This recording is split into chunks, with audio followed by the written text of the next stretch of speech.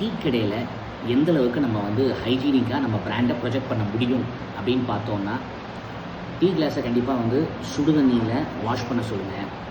Customer பார்க்குற மாதிரி சொல்லுங்கள். அதாவது 2வது வாஷ் பண்ணி இருக்கும். அது 2வது வாஷ் நிறைய இடத்துல புதுசாக ஆரம்பிக்கிறவங்களுக்கு அந்த விவரம் தெரிய மாட்டேங்குது. அதே மாதிரி வந்து ஹெட் கேப் யூஸ் பண்ண சொல்லுங்கள்.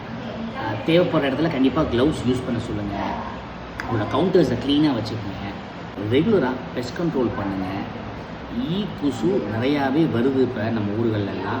அதனால் பெஸ்டோ ஃப்ளாஷ் மாதிரி பெஸ்ட் கண்ட்ரோலுக்கான மிஷின் வந்து கண்டிப்பாக வச்சுக்கோங்க. ரேட்டுக்கானது எல்லாமே உங்கள் பெஸ்ட் கண்ட்ரோலே பண்ணிடுவாங்க. தொடர்ந்து ஒரு நாளைக்கு ஒரு 3 மணி நேரத்துக்கு ஒரு வாட்டி வந்து ஃப்ளோர் வந்து மாப் பண்ண சொல்லுங்கள். டேபிள் க்ளீனிங்க்கு எக்ஸ்க்ளூசிவாக ஒரு ஆள் போட்டுருங்க. டேபிளில் உள்ள பொருள்லாம் எடுத்துகிட்டு துடைக்கிறதுக்கு ஒரு ஆள் ரெகுலராக இருக்கிறது பெட்டர்.